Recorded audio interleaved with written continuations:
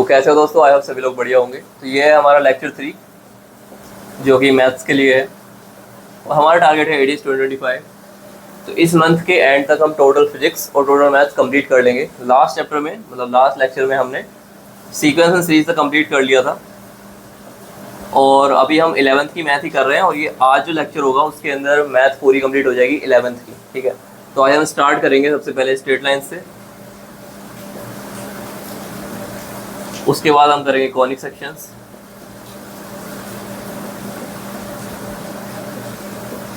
उसके बाद हम इंट्रोडक्शन देखेंगे किसका, 3D ज्योमेट्री का, उसके बाद हम देखेंगे लिमिट्स एंड डेरिवेटिव,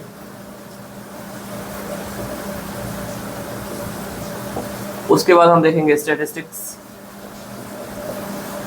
फिर प्रोबेबिलिटी। तो आज हम ये सारा कुछ कंप्लीट कर देंगे। ठीक है, बड़े ध्यान से देखना लेक्चर को, जितनी भी इंपॉर्टेंट चीज़ें हैं जो भी मैं यहाँ लिखाऊंगा सब चीज़ नोट करते हुए तुम्हें चलना है। ठीक है, एक एक चीज़ को और एक एक कंसेप्ट को तुम्हें ध्यान में रखना है जो मैं बता रहा हूँ, इससे बाहर एग्जाम के अंदर नहीं आएगा। स्ट्रेट लाइन चैप्टर के अंदर हमारे पास ये टॉपिक्स है। ठीक है, एक एक करके सभी चीज़ को देखेंगे और हर किसी का पॉइंट जो भी मैं बताऊँगा उसे नोट करते चलना है तुम्हें। ठीक है, स्टार्ट करते हैं। डिस्टेंस बिटवीन 2 पॉइंट्स, अगर 2 पॉइंट है हमारे, ये बेसिक क्वेश्चन आया हुआ है एग्जाम के अंदर। ये x1 है, ये y1 है, ये x2 है, ये y2 है, इनके बीच में डिस्टेंस बतानी है। तो डिस्टेंस होती है ये,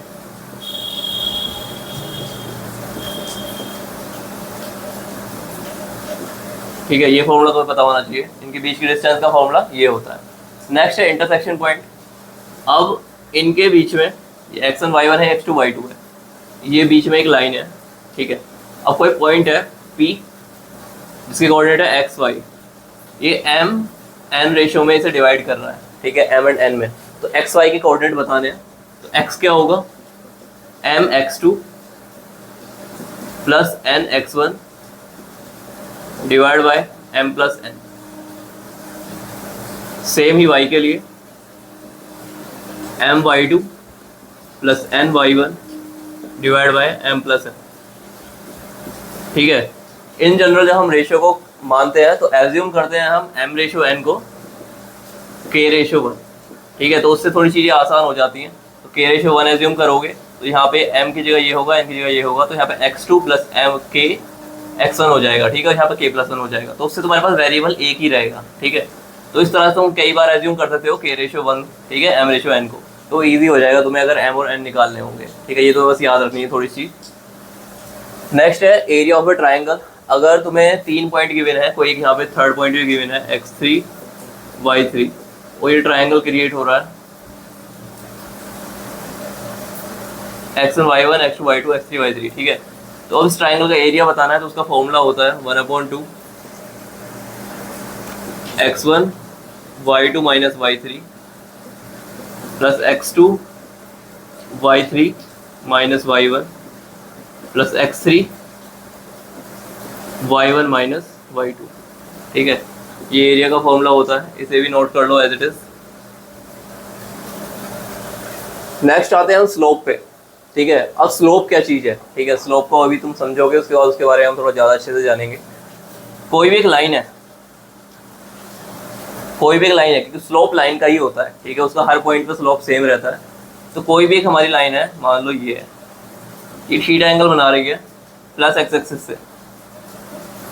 जो भी एंगल एक्स एक्सिस से एंटी क्लॉकवाइज मेजर किया जाएगा वो हमेशा पॉजिटिव होगा, जो हमारा क्लॉकवाइज होगा वो हमेशा नेगेटिव होगा। तो हमें याद रखना है, ये पॉजिटिव डायरेक्शन होती है।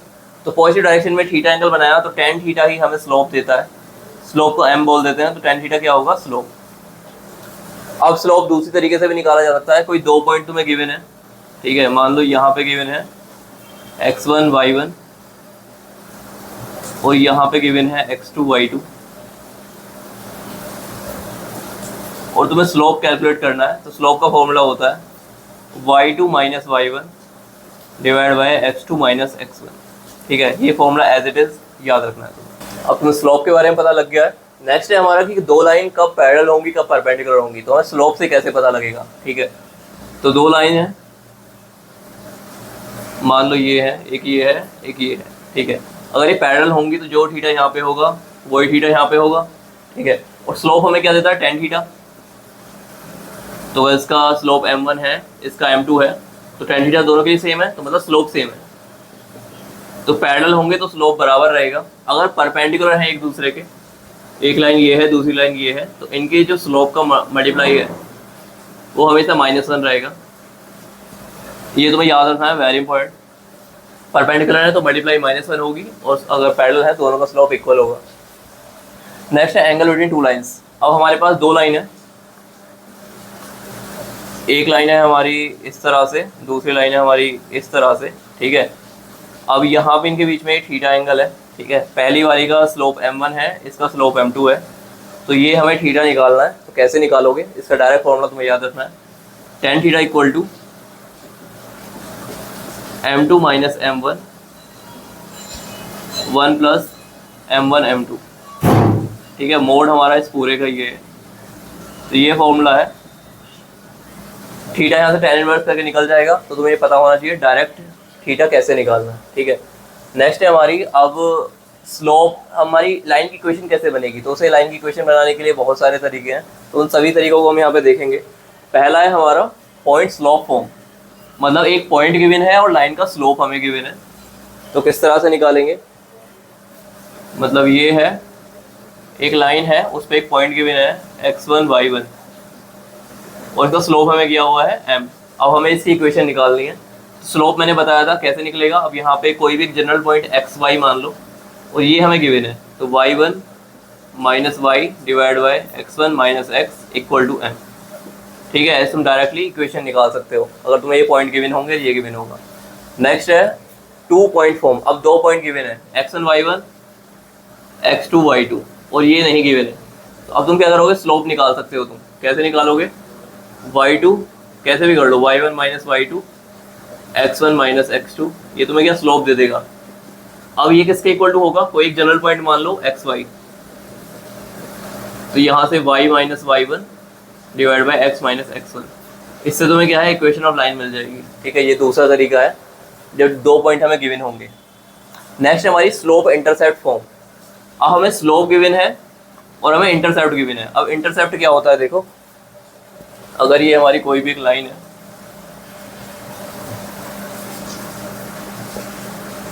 इस तरह से, ठीक है, तो ये हमारी x एक्सिस है, ये हमारी y एक्सिस है। तो ये लाइन जहाँ y पे काटेगी इसे y इंटरसेप्ट बोलते हैं, जहाँ x पे काटेगी इसे हम x इंटरसेप्ट बोलते हैं, ठीक है। तो y equal to mx plus c, ये होती है इंटरसेप्ट फॉर्म, इसे हम बोलते हैं। क्योंकि यहाँ पे तुम देखोगे तो x अगर 0 रखोगे तो y जो भी होगा वो इंटरसेप्ट मिलेगा। तो यहाँ c क्या है, इंटरसेप्ट है, तो यहाँ पे क्या है x0 yc, तो c हमें इंटरसेप्ट दे रहा है। अगर हम यहाँ पे देखें तो x हमारा क्या है, इसे हम d मान लेते हैं, और y 0 है यहाँ पे, ठीक है। तो यहाँ पे इक्वेशन कैसे बन सकती है, जो x इंटरसेप्ट की फॉर्म होगी हमारी, तो y equal to m x minus d, ठीक है। अगर तुम यहाँ पे देखोगे तो ये यहाँ पे x प्लस d हो जाएगा। यहाँ से y इक्वल टू 0 करोगे, अगर तुम y 0 रखोगे यहाँ पे, तो m x प्लस डी, यहाँ से x क्या आ जाएगा, माइनस डी आ जाएगा, तो x माइनस डी आ गया, ठीक है। तो इस तरह से तुम मतलब इसे सॉल्व कर सकते हो। ये तुम्हें दोनों फॉर्म पता होनी चाहिए, इंटरसेप्ट फॉर्म इसे हम बोलते हैं। नेक्स्ट है हमारा इंटरसेप्ट फॉर्म हो गई, पहली थी स्लोप इंटरसेप्ट फॉर्म, नेक्स्ट है हमारी इंटरसेप्ट फॉर्म। यहाँ पे स्लोप गिवन है, m जो है स्लोप है, ठीक है। अब दूसरी है हमारी खाली इंटरसेप्ट। अब हमें x और y इंटरसेप्ट गिवन है, यहाँ पे है x0 और y है हमारा a, और यहाँ पे हम बोल देते हैं x है हमारा b और y है 0, ठीक है। तो यहाँ पे क्या होगा, x बाय a, सॉरी यहाँ पे हमें इसे a मानना होगा और इसे हमें b मानना होगा, ठीक है। तो यहाँ पे क्या हो जाएगा, x by a plus y by b equal to 1, ये होगी इंटरसेप्ट फॉर्म, ठीक है। अब तुम यहाँ पे देख सकते हो, अगर तुम y0 रखोगे तो x क्या आ जाएगा, a आ जाएगा, तो y0 पे x a है, ठीक है। वहीं अगर तुम x इक्वल टू 0 रखोगे तो y क्या आ जाएगा, b आ जाएगा, तो y b है x0 पे। तो ये क्या है, ये इक्वेशन जनरल इक्वेशन है। जो a है वो x इंटरसेप्ट है और जो b है वो y इंटरसेप्ट है। अगर तुम्हें गिवन होंगे तो डायरेक्ट इसके अंदर रखोगे और तुम्हें इक्वेशन ऑफ लाइन मिल जाएगी, ठीक है। तो ये हो गई इंटरसेप्ट फॉर्म। अब नेक्स्ट है हमारी नॉर्मल फॉर्म। नॉर्मल फॉर्म क्या चीज़ है, कोई भी एक लाइन है, ठीक है, ये लाइन जा रही है। अब इस पे जो ये परपेंडिकुलर एक अगर हम डाल दें और ओरिजिन से मिला दें, ठीक है, तो ये एंगल बनेगा ओमेगा और ये डिस्टेंस है पी, ये वाली डिस्टेंस है पी। तो अब इस लाइन की इक्वेशन क्या होगी, तो वो होगी x cos omega plus y sine omega equal to p. ये तुम्हें याद रखनी है, इसे हम नॉर्मल फॉर्म बोलते हैं कि अगर हमें परपेंडिकुलर डिस्टेंस पता है और ये एंगल पता है तो हम इस तरह से इसकी इक्वेशन को लिख सकते हैं, ठीक है। नेक्स्ट है हमारा एक जनरल इक्वेशन ऑफ लाइन, ठीक है। अब इन सब को हमने देख लिया किस तरह से होती है। एक जनरल इक्वेशन तुम कैसे लिख सकते हो, वो होती है a x plus b y plus c equal to 0। अब एक जनरल इक्वेशन तुम्हें ऐसे लिखी हुई मिलेगी क्वेश्चन के अंदर, तो तुम इसे किसी भी फॉर्म में कन्वर्ट कर सकते हो, इसमें भी और इसमें भी, ठीक है, किसी में कन्वर्ट कर सकते हो। जैसे अगर इसमें मैं कन्वर्ट करना चाहूँ इसे, तो बी वाई इक्वल टू लिखूंगा माइनस ए एक्स माइनस सी, और यहाँ से y क्या हो जाएगा माइनस ए over B x minus c over B, ठीक है। अब तुम अगर इससे कंपेयर करोगे तो ये स्लोप हो जाएगा और ये हमारा y इंटरसेप्ट हो जाएगा, ठीक है। उसी तरह से तुम इसे इसमें भी कन्वर्ट कर सकते हो। कैसे, यहाँ से तुम लिख सकते हो a x plus b y equal to minus c. अब माइनस सी को इधर लेके आ जाओ तो x हो जाएगा divide by minus c over a plus y divide by minus c over b equal to 1, ऐसे हो जाएगा। और इससे तुम कंपेयर करोगे तो ए एक्स इंटरसेप्ट है हमारा माइनस सी बाई ए और वाई इंटरसेप्ट है हमारा माइनस सी बाई बी, ठीक है। वही तुम इस इक्वेशन को नॉर्मल फॉर्म से भी कंपेयर कर सकते हो। अगर मैं इसे लिखूँ यहाँ पे तो a x plus b y equal to minus c लिख सकता हूँ। अब यहाँ से क्या होगा, a y cos omega equal to b y sine omega equal to minus c by p. तो ये रिलेशन भी तुम्हें याद रखनी है, वेरी इंपॉर्टेंट, ठीक है। यहाँ से भी डायरेक्ट क्वेश्चन आ सकता है। नेक्स्ट हमारी जनरल इक्वेशन होगी, तुम्हें पता लग गया किस तरह से हम सबको इससे कंपेयर कर सकते हैं। सभी तरह की हमने स्लोप फॉर्म देख ली। नेक्स्ट है distance of a point from a line. अब एक ये लाइन है और कोई एक पॉइंट है, उसके कोऑर्डिनेट्स हैं x1 y1। अब हमें इसकी इस लाइन से डिस्टेंस बतानी है। तो डिस्टेंस क्या होती है, परपेंडिकुलर डिस्टेंस होती है, ठीक है। तो वो कितनी होगी, तो मान लेते हैं d है, तो d इक्वल टू होगी, अगर तुम्हें ये इक्वेशन पता है ax plus b y plus c, तो d का फॉर्मूला होता है a x1 प्लस बी वाई1 plus c under root a square plus b square, ठीक है। ये तुम्हें याद रखना है एज इट इज।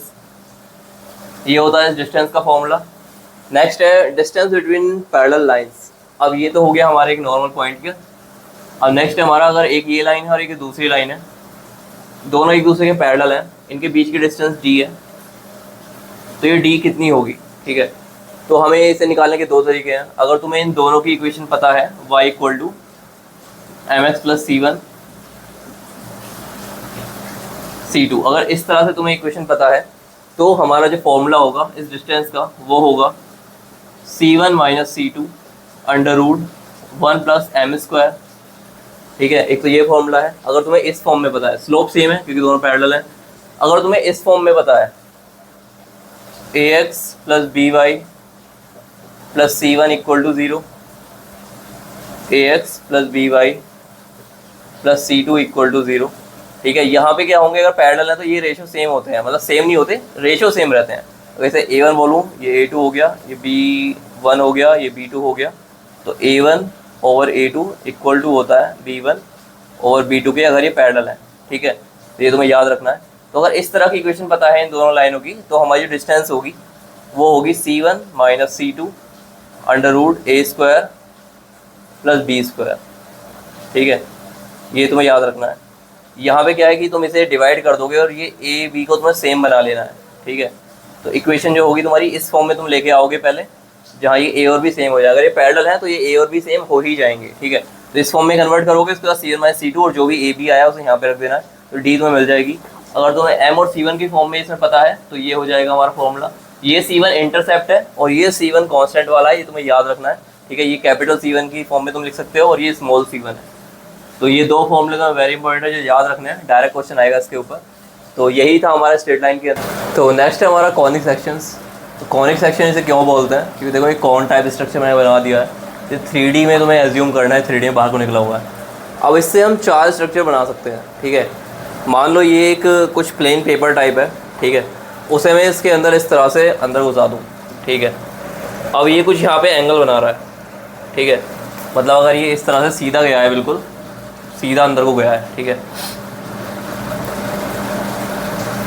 तो ये कुछ एंगल बना रहा है और ये एंगल बीटा है, ठीक है। और ये बीटा जो है हमारा वो 90 है। तो ये जो सरफेस पे यहाँ पे एक कट बनेगा इसकी वजह से वो सर्कल होगा, ठीक है। तो तुम्हें ये याद रखना है कि जब बीटा हमारा 90 होगा तो ये सर्कल बनेगा।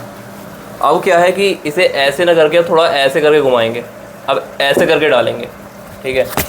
तो ये कुछ इस तरह से कट बनेगा, ठीक है। और ये बीटा क्या है, ये लेस देन है 90 और ग्रेटर है अल्फ़ा, ठीक है। अभी जो हमने डाला है दूसरे में, तो ये बनेगा हमारा एलिप्स। जो भी शेप बनेगी ना इसके बाद में निकल के आएगी उसे हम एलिप्स बोलेंगे, ठीक है। और इसे बोलेंगे सर्कल। अब तीसरी बार क्या है कि हम इसे डिक्रीज़ कर रहे हैं और एंगल को, और हमने अल्फ़ा के बराबर कर दिया। अब जितना एंगल यहाँ पे है उतना एंगल ये यहाँ पे बना रहा है, ठीक है, इस तरह से। तो ये जो हमें शेप अब मिलेगी वो मिलेगी पैराबोला। उसी शेप को हम पैराबोला बोलते हैं, ठीक है। और अब क्या है, अब हमने जो अल्फ़ा है, जो बीटा है, उसे हम अल्फ़ा से भी कम कर रहे हैं। तो अब जब हमारा जो बीटा है वो ग्रेटर देन है 0, लेस देन है अल्फ़ा, तो अब क्या है कि ये इस तरह से कुछ है, इस तरह से अब जा रहा है अंदर, ठीक है। तो अब ये यहाँ पे भी कट लगा रहा है ऐसे, और यहाँ पे भी कट लगा रहा है, दोनों तरफ कट लगा रहा है हमारे, ठीक है। तो अब ये क्या मिलेगा, हमें हाइपरबोला मिलेगा। तुम्हें थोड़ा सा समझने में आसानी हो तो यहाँ पे देखो,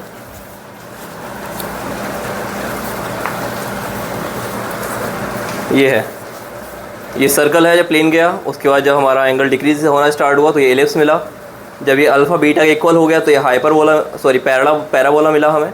और अब जब ये हमारा 0 से अल्फ़ा के बीच में है एंगल जो बीटा है, तब हमें क्या मिल रहा है, हाइपरबोला मिल रहा है, ठीक है। तो ये 4 शेप है, इस तरह से हमें 4 कॉनिक सेक्शंस मिलते हैं। तो हमारे 4 कॉनिक सेक्शंस है, सर्कल, एलिप्स, पैराबोला और हाइपरबोला। इनके बारे में हम स्टडी करेंगे, इनकी इक्वेशंस देखेंगे और इनसे क्वेश्चन क्या पूछा जा सकते हैं वो हम देखेंगे। तो हमारा फर्स्ट है सर्कल। तो देखो सर्कल की या जो भी हमारी कॉनिक सेक्शन है उसकी जो कंडीशन है वो किस तरह से होता है, उससे ही उसकी इक्वेशन डिराइव होती है। तो सर्कल के अंदर बेसिक सी चीज़ क्या होती है कि हमारा ये अगर सेंटर है, जिसके हमारे सेंटर के कोऑर्डिनेट्स हैं एच एंड के, ठीक है, ये XY कोऑर्डिनेट के अंदर है, और कोई भी एक पॉइंट है, तो अब इस पूरे प्लेन को, पूरे सर्कल को हमें डिफाइन करना है। तो XY जो पॉइंट है ना वो इन सबको सेटिस्फाई करने चाहिए, ठीक है। तो यहाँ पे सर्कल में क्या होता है कि ये डिस्टेंस जो है हमेशा कांस्टेंट रहती है, इसे हम रेडियस बोलते हैं, ये पूरे टाइम कांस्टेंट रहेगी। तो इसी कंडीशन को हम यहाँ पे लगाएंगे। और 2 पॉइंट के बीच की डिस्टेंस क्या होती है, x minus h square plus y minus k square, और ये डिस्टेंस होती है। तो इस डिस्टेंस को हमने r बोल दिया, इक्वल टू r। तो यहाँ से क्या बन गया, x minus h square plus y minus k square equal to r square. तो ये सर्कल की इक्वेशन होती है। इससे तुम कंपेयर करोगे तो तुम किसी का भी एच एंड के निकाल सकते हो। एच एंड के तुम्हें क्या है, सेंटर दे देगा कोई भी। मतलब इस पर क्वेश्चन बहुत सारे बन सकते हैं, वो तुम सब कर सकते हो अगर तुम्हें बेसिक सी कंडीशन पता है कि क्या चीज़ क्या है, ठीक है। अगर कई बार तुम्हें इस तरह की फॉर्म दे दी जाए, x square plus 4x plus y square plus 8y plus 9 equal to 0, ठीक है, तो तुम्हें इस फॉर्म में कन्वर्ट करना आना चाहिए। कैसे करोगे, एक्स स्क्वायर प्लस 4x, अब इसे करने के लिए इसके हाफ को ऐड करना है और माइनस करना है। तो इसका हाफ क्या होगा, 2, तो 2 का स्क्वायर ऐड कर दो और 2 का स्क्वायर माइनस कर दो, ठीक है। तो अभी ये क्या बन जाएगा हमारा, देखो x a square plus b square plus 2a भी बन जाएगा। तो यहाँ पे क्या है, x प्लस 2 का होल स्क्वायर ऐसे लिख सकते हैं हम इसे, -4। ऐसे ही यहाँ पे क्या होगा, plus y square plus 8y, इसका आधे का स्क्वायर ऐड करना है, माइनस करना है, आधा क्या 4 हो जाएगा। तो 4 square minus 4 square plus 9 equal to 0। यहाँ पे हो जाएगा ये x प्लस 2 स्क्वायर प्लस ये हो जाएगा y प्लस 4 का होल स्क्वायर, y प्लस 4 का होल स्क्वायर, और ये -4 -16 -20 प्लस 9 हो जाएगा हमारा -11 इक्वल टू 11, ठीक है। तो ये क्या हो जाएगा, √11 का स्क्वायर लिख सकते हैं हम इसे। तो अभी इस फॉर्म में कन्वर्ट हो गया। तो इसका इक्वेशन तुम देखोगे तो सेंटर क्या हो जाएगा, -2 -4, और रेडियस क्या हो जाएगी इसकी, √11। तो इस फॉर्म में तुम्हें कन्वर्ट करना आना चाहिए, ठीक है।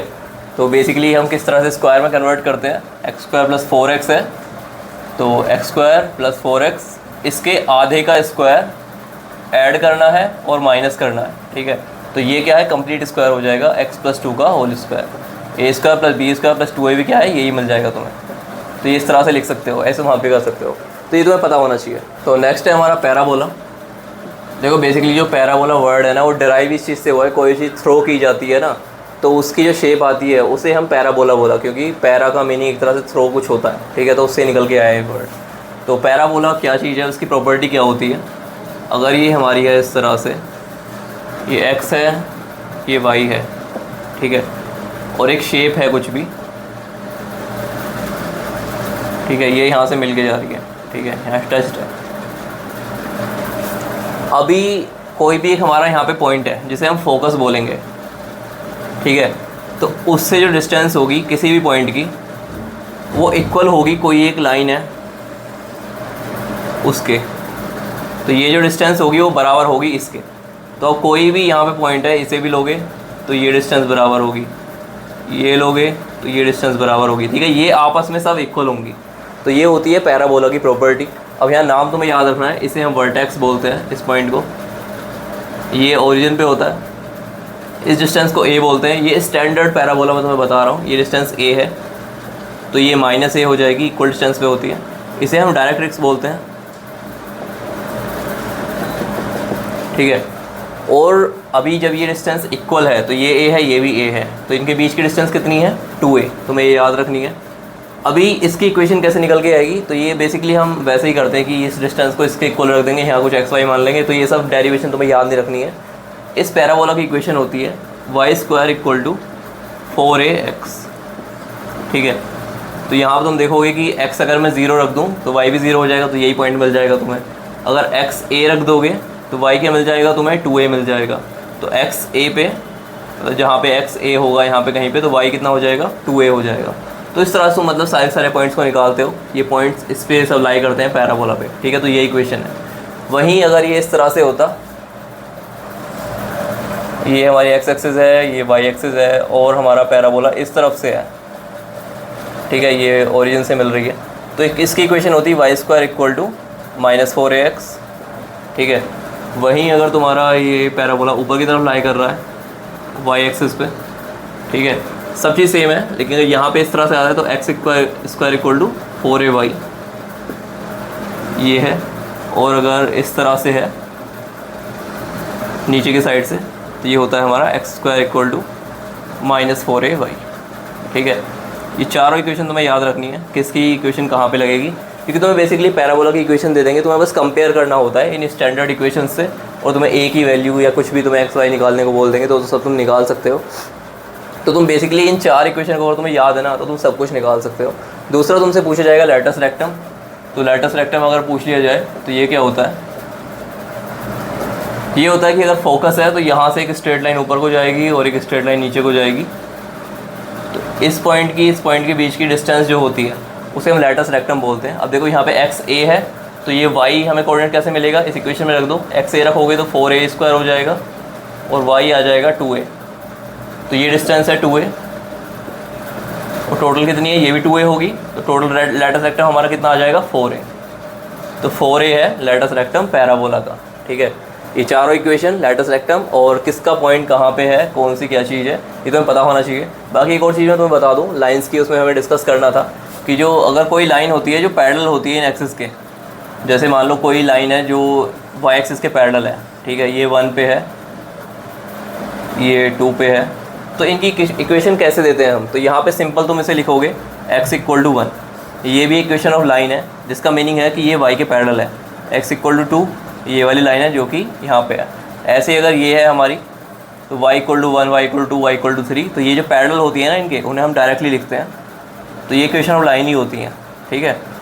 तो ये तुम्हें याद रखना है कि इस तरह से भी लिखी जा सकती है, जैसे ये है तो इसकी इक्वेशन क्या होगी, x इक्वल टू -a, ठीक है। तो ये डायरेक्ट्रिक्स की हमारी इक्वेशन है x इक्वल टू -a। तो नेक्स्ट है हमारा एलिप्स। तो देखो एलिप्स को समझने के लिए पहले बनता कैसे है, कोई भी 2 पॉइंट ले लो, कोई भी 2, ठीक है, इसे हम f1 बोल देते हैं, इसे हम f2 बोल देते हैं, और एक थ्रेड है, इस तरह से हमने दोनों पॉइंटों पे बांध दिए, ठीक है। ये दोनों चौवे मान लो, चौवे लगा दिए, ठीक है, आयरन नेल्स। अब एक कुछ भी पेन वगैरह लो इस तरह से, और इस धागे को ऐसे पकड़ के खींच दो, ठीक है, खींच के ये कुछ इस शेप में आ जाएगा, इस शेप में आ जाएगा, ठीक है। मान लो मैंने इसे खींच के ऐसे कर लिया। अब मैं इसे ऐसे घुमा के, मतलब ये जो है इसके अंदर ही रहना चाहिए, और ये ऐसे घुमा के जहाँ तक जाएगा वहाँ तक लेके जाऊँगा, उसके बाद इधर को भी लेके जाऊँगा, इधर को भी लेके जाऊँगा, और ये तो ये शेप जो मुझे मिलेगी इसे मैं एलिप्स बोलता हूँ, ठीक है। तो इसमें क्या होगा कि हर पॉइंट पे इस डिस्टेंस का और इस डिस्टेंस का सम जो है इक्वल टू रहेगा, वो बराबर रहेगा उस थ्रेड के जितनी भी लॉन्ग वो थी, ठीक है। तो इसी को हम एलिप्स बोलते हैं। इसके अंदर अगर मैं अब क्या क्या चीज़ें होती हैं देख लो, ये जो 2 पॉइंट रहते हैं इन्हें हम वर्टेक्स बोलते हैं, और ये 2 फोकस होते हैं इसके अंदर, तो इसलिए हम फोकाई बोलते हैं, FOCI, ठीक है। और ये हमारा अगर ओरिजिन है जहाँ पे हमने 2 एक्सिस खींच दी हैं, अब इसे हटा देते हैं यहाँ से ज़रा, ठीक है। ये हमारी x एक्सिस है और ये हमारी y एक्सिस है, ठीक है। तो ये डिस्टेंस C होती है, ये डिस्टेंस A होती है, इसे हम B बोलते हैं। ये पूरी की पूरी माइनर एक्सिस है, ये पूरी की पूरी मेजर एक्सिस है, ये सेमी माइनर एक्सिस है, ये सेमी मेजर एक्सिस है, ठीक है। तो ये सारे डिस्टेंस तुम्हें पता होना चाहिए। और ये जो डिस्टेंस होती है, मतलब ये टोटल जो सम हमेशा इक्वल टू रहेगा, हर पॉइंट पे जो सम बराबर रहेगा वो होता है 2a के इक्वल, ठीक है। ये डिस्टेंस होती है 2a, तो ये a है, 2a के इक्वल रहेगी वो डिस्टेंस। मतलब ये अगर यहाँ पे कोई भी पॉइंट है a, तो F1a प्लस F2a हमेशा 2a रहेगा, ठीक है। किसी भी पॉइंट को उठा लो, कोई भी एक पॉइंट होगा और ये हमेशा इक्वल टू रहेगा इसके, ठीक है। अब इसकी इक्वेशन क्या होती है, इसकी स्टैंडर्ड इक्वेशन होती है x² / a² plus y² / b² equal to 1, ठीक है। हर पॉइंट पे ये इस इक्वेशन को सेटिस्फाई करेगा, इसे हम एलिप्स बोलते हैं। इसके अंदर एक और इक्वेशन तुम्हें याद रखनी है, a² इक्वल टू होता है b² प्लस c²। इस रिलेशन पे बहुत क्वेश्चन बनते हैं एलिप्स के। एलिप्स की एसेंट्रिसिटी क्या होती है, E, C/a होती है, C डिस्टेंस ये है, a ये है, तो ये एसेंट्रिसिटी एलिप्स के लिए हमेशा लेस देन 1 होगी, ये तुम्हें याद रखना है। एलिप्स का ये स्पेशल केस होता है, अगर C इक्वल टू 0 कर दी जाए, यहाँ पे आ जाए, तो ये दोनों फोकस एक जगह मिल जाएंगे और ये एलिप्स जो है सर्कल में कन्वर्ट हो जाएगा। एक और चीज़ है लास्ट, इसका लेटस रेक्टम। तो अगर फोकस से कोई भी एक इस तरह से लाइन में खींच दूँ तो इसके बीच की डिस्टेंस जो होगी इसे लेटस रेक्टम बोलते हैं, और ये बराबर होगा 2b² / a।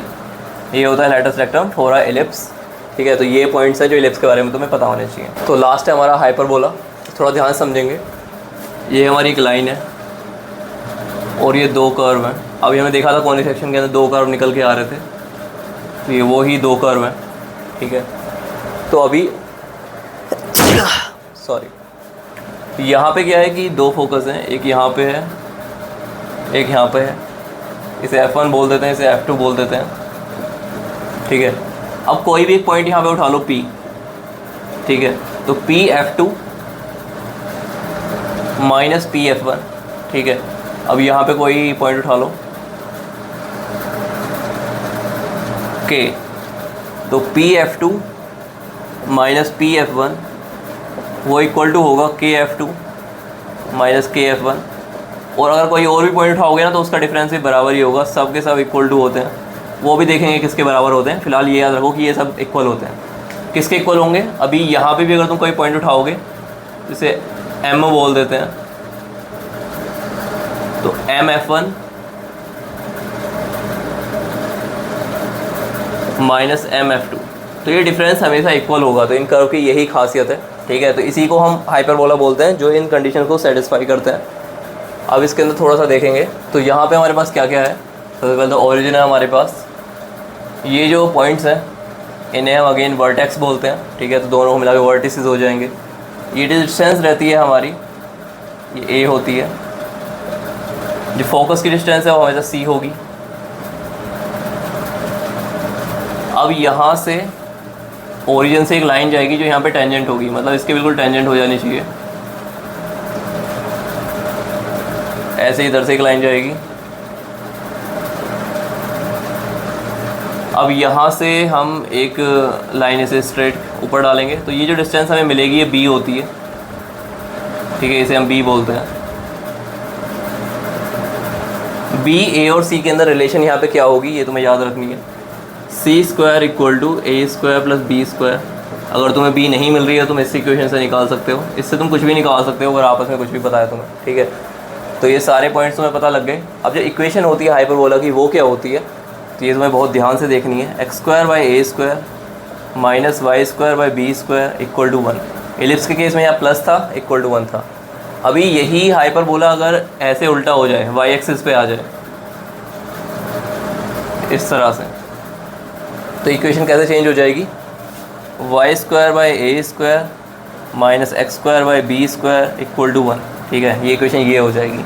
इससे तुम्हें कई बार क्या है कि अगर तुम देखोगे क्वेश्चन के अंदर तो तुम्हें कई बार पूछ सकता है कि वाई एक्सिस पे या एक्स एक्सिस पे, तो देख के पता लग जाएगा, ठीक है। वहीं अगर एलिप्स के अंदर था तो एलिप्स पे भी हो सकता था वाई एक्सिस पे, तो वहाँ पे तो सिंपल सा रहता है, x square by b square plus y square by a square equal to 1, ये इक्वेशन रहती है अगर वाई एक्सिस पे है।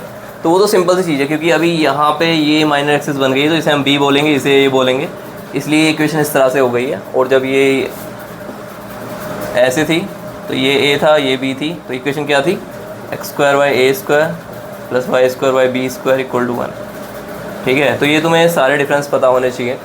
अब यहाँ पे हम लेटर सेक्टम निकालते हैं हाइपरबोला के केस के अंदर, ये भी फोकस से डिस्टेंस जाएगी, तो क्या होती है हमारी latus rectum 2b square over a. ठीक है, तो ये तुम याद रख सकते हो, जैसे एलिप्स के अंदर है वही यहाँ पे फॉर्मूला सेम है, ठीक है, तो तुम याद रख सकते हो। यहाँ पे इसेंट्रिसिटी होती है हमारी हाइपरबोला की c अपॉन ए, तो c जो है ज़्यादा है a से, तो ये हमेशा ग्रेटर देन होगी 1 से। तो कई बार क्या इसेंट्रिसिटी तुम्हें दे देंगे, बोलेंगे कि बताओ हाइपरबोला है या फिर हमारा एलिप्स है, तो अगर वो लेस देन 1 होगी तो एलिप्स बोलोगे और ग्रेटर देन 1 है तो तुम हाइपरबोला बोलोगे, ठीक है। तो ये फॉर्मूलाज, इनकी बेसिक इक्वेशंस और ये वाली जो रिलेशन है ये तुम्हें याद रखनी है सभी की। तो यहीं पे हमारा कॉर्निंग सेक्शन एंड होता है। नेक्स्ट है हमारा इंट्रोडक्शन टू 3D ज्योमेट्री। तो 11th क्लास में थोड़ा बेसिक सा ही है बस। तो 3D क्या होता है तुम्हें पता ही है, x y and z 3 axes होती हैं, ठीक है। एक्स के कुछ कोऑर्डिनेट, अगर कहीं पे भी स्पेस के अंदर कोई पॉइंट दिखाना है तो 3 कोऑर्डिनेट से हम उसकी लोकेशन दिखा सकते हैं, 3D ज्योमेट्री बोलते हैं।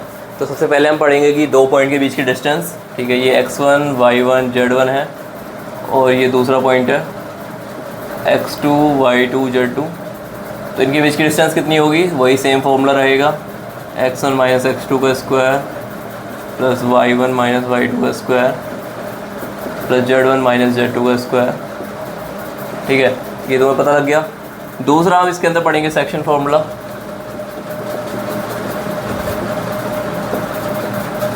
सेकंड फार्मूला वही है, अभी पहले हम 2D में देख रहे थे कि कोई एक पॉइंट है बीच में जो इस लाइन को डिवाइड कर रहा है m/n में।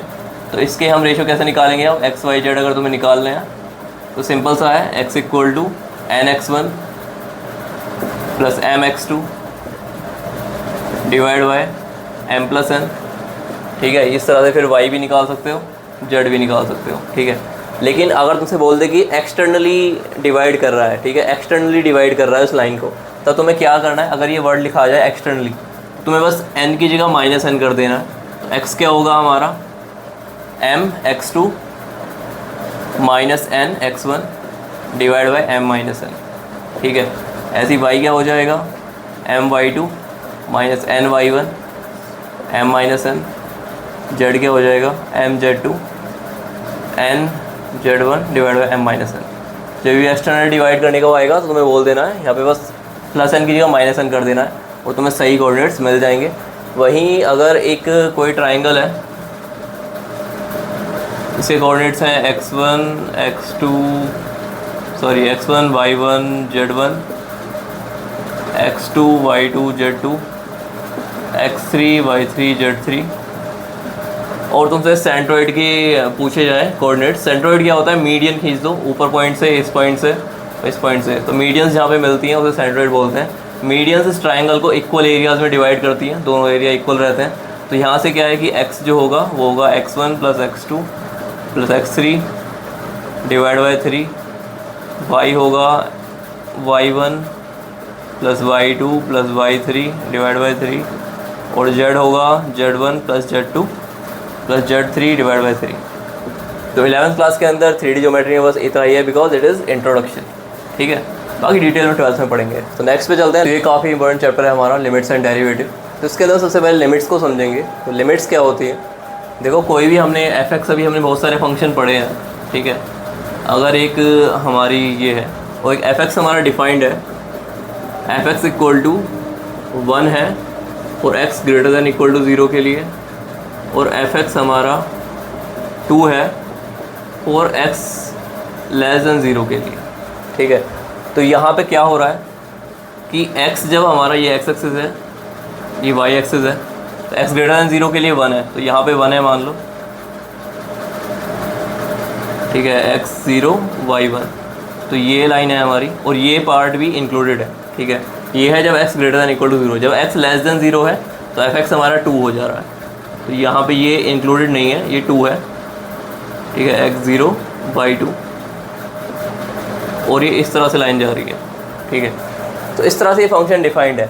अब अगर तुम यहाँ पे देखोगे कि यहाँ पे डिसकंटिन्यूटी है, डिसकंटिन्यूस का मीनिंग है कि इस पॉइंट पे x = 0 पे ये डिसकंटिन्यूस है। क्यों? क्योंकि 0 + h करोगे तुम, 0 से थोड़ा सा आगे जाओगे तो ये हमारी ये वैल्यू दे देगा 1, f(x), मतलब f(x + h) van limit h → 0, और यहाँ पे x की जगह 0 है क्योंकि 0 पे हम देख रहे हैं ना, तो ये हमें 1 दे देगा। वहीं लिमिट h → 0 और f0 - h, अगर 0 से थोड़ा सा नीचे लेस जाते हैं तो हमें क्या मिल जा रहा है? 2 मिल जा रहा है, ठीक है।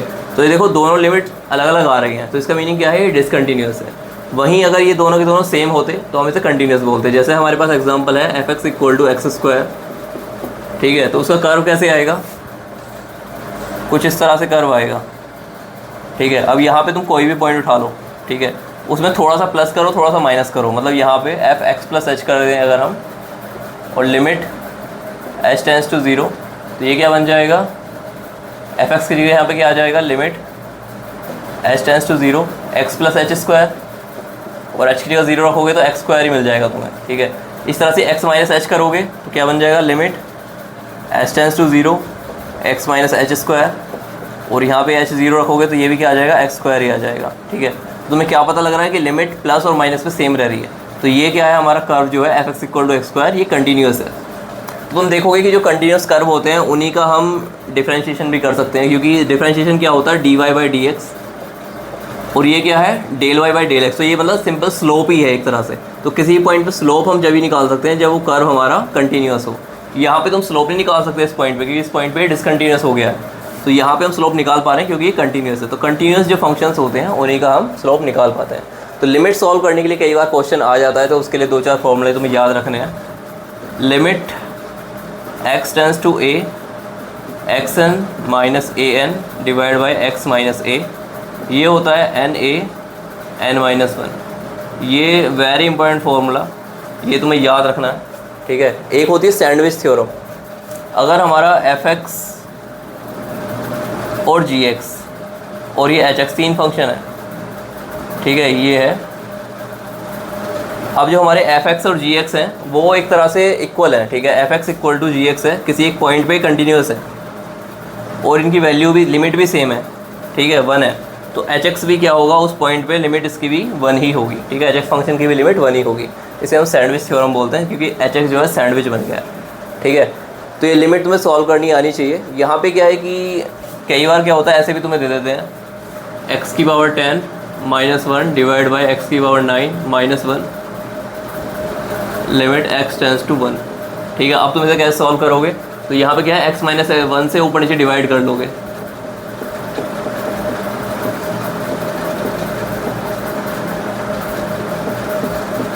और लिमिट भी क्या है? ऊपर नीचे चली जाएगी। लिमिट x → 1 लिमिट x → 1, ठीक है।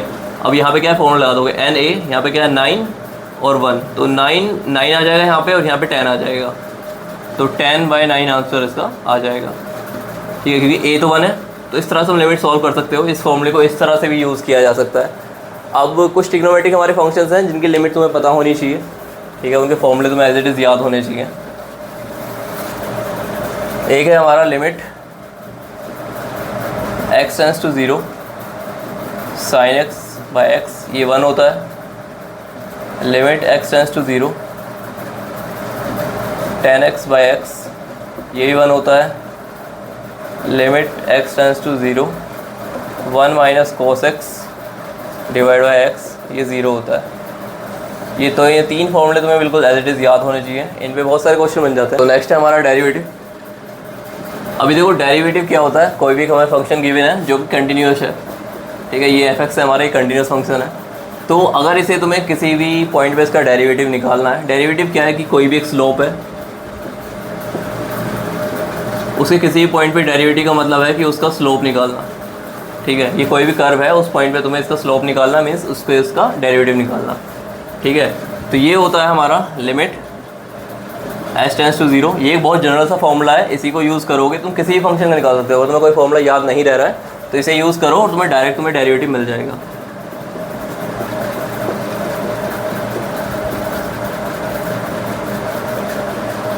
ठीक है, ये हमारा फॉर्मूला है डेरिवेटिव का। एक तरह से ये हमारा क्या है, स्लोप ही तो है, y2 minus y1 x plus H minus x, मतलब x2 माइनस x1, ये भी हमें h दे देगा। तो एक तरह से हमने बस डेरिवेटिव निकाला है और लिमिट हमने पुट कर दिया। तो कोई भी फंक्शन होगा उसे हम इसके अंदर सब्स्टिट्यूट करेंगे, ट्रिग्नोमेट्रिक फंक्शन भी है, तो हमें लास्ट में आके मिल जाएगा। जैसे अगर हम एक्स स्क्वायर का निकालें, ठीक है, तो यहाँ पे क्या आ जाएगा एफ एक्स प्लस एच, तो x plus h square minus x square divide by h, limit h tends to 0। यहाँ पे खुल जाएगा x square plus h square plus 2hx minus x square divide by h. यहाँ पे x square cancel हो जाएगा, H common लोगे तो क्या बचेगा, H plus 2x divide by H, H cancel हो जाएगा। अब तुम लिमिट क्या है हमारी, एच टेंस टू 0, तो यहाँ पे एच 0 रखोगे तो क्या आ जाएगा, 2x आ जाएगा। और वैसे तुम जब निकालते हो एक्स स्क्वायर का 2x ही तो आता है। तो इस जनरल फॉर्मूले को तुम्हें याद रखना है, इससे तुम किसी का भी निकाल सकते हो अगर तुम्हें याद ना रहे।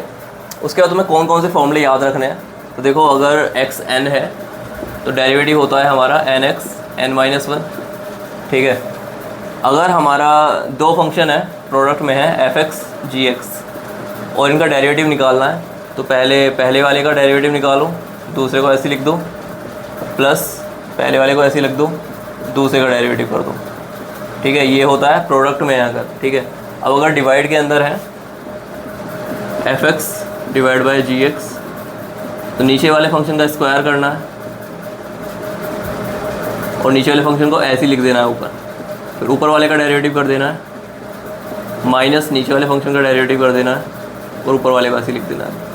ये जब डिवाइड में होंगे तो इस तरह से डेरिवेटिव होगा, प्रोडक्ट में होंगे तो इस तरह से डेरिवेटिव होगा। xn लिखा हुआ है तो nxn-1 होगा। ट्रिग्नोमेट्रिक फंक्शंस हैं जिनका डेरिवेटिव तुम्हें पता होना चाहिए, तो उन्हें मैं यहाँ लिख देता हूँ। sin x का होता है cos x, cos x का होता है minus sin x, tan x का होता है sec square x, cot x का होता है minus cosec square x, sec x का होता है sec x tan x, cosec x का होता है minus cosec x cot x। और एक आइडेंटिटी होती है वो तुम्हें याद ही रखनी है हमेशा, 1 plus tan square x equal to होता है sec square x, 1 plus cot square x होता है cosec स्क्वायर x, ठीक है। ये आइडेंटिटी तुम्हें याद होनी चाहिए हमेशा। अगर log x का तुमसे पूछेगा तो डेरिवेटिव होता है 1/x, ठीक है। तो ये फॉर्मूले सब तुम्हें याद होने चाहिए, बाकी तुम क्वेश्चंस करोगे तुम्हें पता लग जाएगा किस तरह के क्वेश्चन पूछे जा रहे हैं। बेसिकली यही है जो बेस है जिसे तुम्हें पता होना चाहिए। तो नेक्स्ट है हमारा स्टैटिस्टिक्स। तो उससे पहले मैं एक डेरिवेटिव में एक और चीज़ तुम्हें बताना भूल गया, जो हमारा होता है चेन रूल। अगर इस तरह से कुछ लिखा हुआ है, ठीक है, तो तुम्हें पहले क्या है कि चेन रूल लगेगा। मतलब सबसे पहले तुम देखोगे इसे ओवरऑल को एक एक्स की तरह देखोगे, एक्स की पावर 3 लिखा हुआ है, तो क्या सॉल्व करोगे 3 और जो भी अंदर है 3x स्क्वायर, मतलब हमने इसे ऐसे सोल्व किया 3x स्क्वायर लिख दिया बस, ठीक है। अब क्या है, अब अंदर वाले का डेरिवेटिव लेना है। साइन स्क्वायर को x को कैसे लिखोगे, साइन x का होल स्क्वायर, ठीक है, ऐसे है। तो अब ये कैसे लिखा जाएगा, मल्टीप्लाई करके 2 sin x हो जाएगा इसका। अब क्या है, sin x का डेरिवेटिव लेंगे तो क्या हो जाएगा cos x, तो ये होगा इसका ओवरऑल डेरिवेटिव, ठीक है। तो ये चेन रूल होता है, इस तरह से तुम्हें लगातार तुम लगा सकते हो। 2 sin x cos x क्या होता है, sin 2x होता है, तो इसे तुम डायरेक्टली sin 2x लिख सकते हो। तो इस पर भी क्वेश्चन पूछा हुआ था, इसलिए तुम्हें चेन रूल का पता होना चाहिए। ठीक है, तो अभी स्टार्ट करते हैं स्टेटिस्टिक्स। तो देखो स्टेटिस्टिक्स में तुम्हें पहले बेसिक थोड़ा सा कंसेप्ट पता होना चाहिए, हम क्या क्या डिस्कस करेंगे। सबसे पहले हमें पता है कि मीन, मीडियन और मोड, ठीक है, ये हमने डिस्कवर किए थे एक सेंट्रल टेंडेंसी दिखाने के लिए।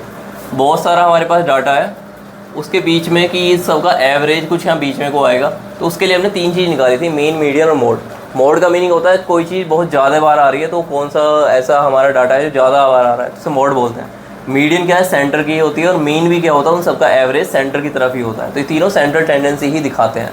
लेकिन अभी दिक्कत क्या आई, दिक्कत ये आई, पहले दिक्कत समझने से पहले एक और बताता हूँ मैं तुम्हें। रेंज क्या होती है, रेंज तुम्हें याद रखना है, कभी पूछी जाएगी तो maximum value minus minimum value तुम्हें रेंज दे देगी। ठीक है, तो हुआ ये कि मान लो हमारी एक नंबर लाइन है, इसके ऊपर कुछ डाटा पॉइंट्स हैं। ठीक है, ये इस तरह से डिस्ट्रीब्यूटेड है, जहाँ पे मैंने डैश लगाया है वहाँ पे डाटा पॉइंट है। ठीक है, इन सब का जब तुमने एवरेज निकाला तो यहाँ कहीं पे आया। ठीक है, अब एक और नंबर लाइन है हमारी, और इस पे भी हमारे डाटा पॉइंट्स हैं, वो यहाँ पे हैं इस तरह से। ठीक है, और इनका तुमने एवरेज निकाला, वो भी यहीं पे आया। ठीक है, इसका भी मीन सेम है, इसका भी मीन सेम है, लेकिन यहाँ पे देखो कितनी ज़्यादा हमारी डिस्पर्जन है, मतलब जो डिस्पर्जन है बीच वाले पॉइंट्स है वो कितनी ज़्यादा है वेरिएशन, वही यहाँ पे कितनी कम है। ठीक है, तो लेकिन अभी मीन जो एवरेज हम निकाल रहे हैं वो दोनों हमें सेम ही मिल रहे हैं, लेकिन अब इससे हमें क्या है, हम जो इसका यूज़ करेंगे इस डाटा का वो गलत हो जाएगा, क्योंकि हम यहाँ देख रहे हैं कि सारी वैल्यू थोड़ी आसपास ही है, यहाँ सारी वैल्यू बहुत दूर दूर है। तो इसलिए हमने थोड़ी सी चीज़ें निकाली, नई चीज़ें। मीन, मीडियन, मोड से अलग हमने निकाला मीन डेविएशन, वेरिएंस और स्टैंडर्ड डेविएशन, ये हमने नई चीज़ें निकाली। तो ये इसी चीज़ के ऊपर थी, क्योंकि डेविएशन हम यहाँ पे देख रहे थे कि यहाँ पे बहुत ज़्यादा हो रहा है, यहाँ पे बहुत कम हो रहा है, तो उसे हम किस तरह से हम पता लगा सकते हैं कि ये एग्जैक्टली कितना ज़्यादा डेविएशन हो रहा है, तो उसके लिए हमने ये चीज़ें डिफ़ाइन करी। ठीक है, तो अभी हम यहाँ पे चीज़ों को कैसे डिस्कस करेंगे। सबसे पहले हमारे पास है अनग्रुप्ड डाटा, और दूसरा है हमारे पास ग्रुप्ड डाटा।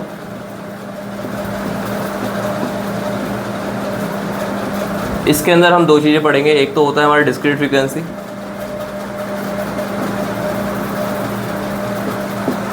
और दूसरा है हमारे पास कंटिन्यूस फ्रीक्वेंसी।